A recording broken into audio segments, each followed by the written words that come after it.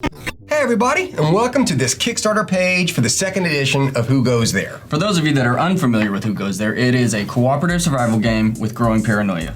This means every time you play, all players start off 100% human. But in order to survive the winter, you're going to have to take risks which may leave the players vulnerable.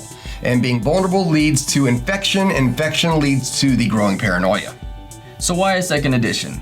Basically, we've sold out of the first edition, and now we have to do a reprint. And this offers us a good opportunity to make any of the changes or adjustments that we wanted to. Yeah, we've played this game a lot, and as creatives, we can't help but say, oh man, we should have did this, or I wish we'd have added that. And this was our chance to do that. For example, the camp events. This was our chance to add some variety into this deck and a whole new mechanic. So now instead of your red, blue, and green, we've added yellow. This takes place after all the players have taken their turn. This gives them more opportunity to work together.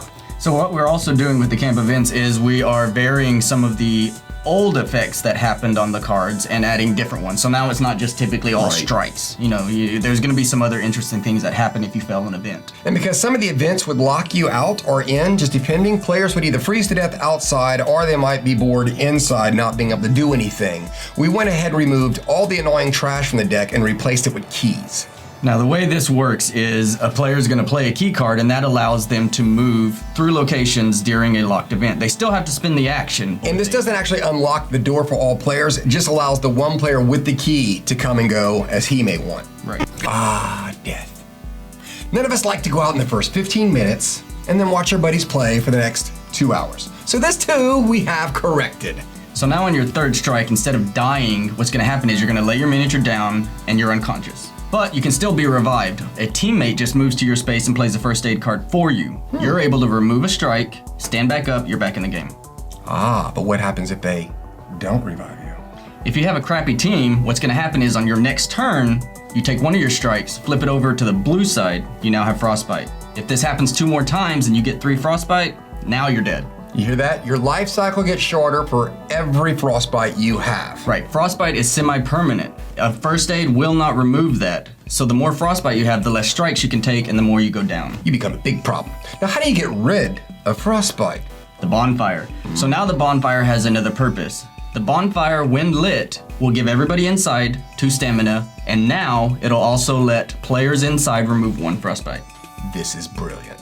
Another little adjustment we made is on the board outside next to the phase deck is the reminder that anytime a player flips a phase card, he will instantly gain 2 XP. Yeah, surprisingly, that happens to be something a lot of players forget. Also, what's going to change is when repairing, players now have the opportunity to gain 1 XP. This should encourage people from not wanting to fix the door, not wanting to fix the boiler. They can walk away with a little XP. Now we've also made it easier to swap between coats. Typically, you're going to start the game with a mechanics coat and then late game need to swap to a survival coat. Instead of having to go through the hierarchy of building the scarf to get to the coat, all you have to do now is have the resources needed to build the coat you want, plus the old coat tile you already have, and that's it. This leads us to one of the most requested add-ons in Who Goes There. Testing other players. Now, you might not be using either of the doctors, or you might not trust either of the doctors. If this is the case, there is hope. In the storage deck, you shall find a host test. It's a 2-part test, so you have to have both cards to play to do the test. Also, this is going to be like Blair's host test. You're going to be able to see vulnerable cards, and that's about it. You're not going to be able to tell if somebody's infected. So this is going to add a real fun flavor to the game. Yeah. And finally, this brings us to the part of Who Goes There most commented about. The helicopter round. The ending. Players, you will feel good knowing you could take your little helicopter dice and you could leave it in your box where it looks beautiful. If human players collect enough points throughout the game, when it comes to the helicopter round, they win. Ta-da! So that pretty much covers all the new changes and adjustments that we're trying to make with Who Goes There 2nd edition. We're still trying to streamline things, constantly wanting to make it better. Tweaking it. You know us. We're gonna be tightening this game until it is in your hands. Just that's what we do, because after all, we're gonna be playing this game too, and we want to enjoy it as much as y'all do. Right. So stick around, enjoy the campaign. See y'all soon.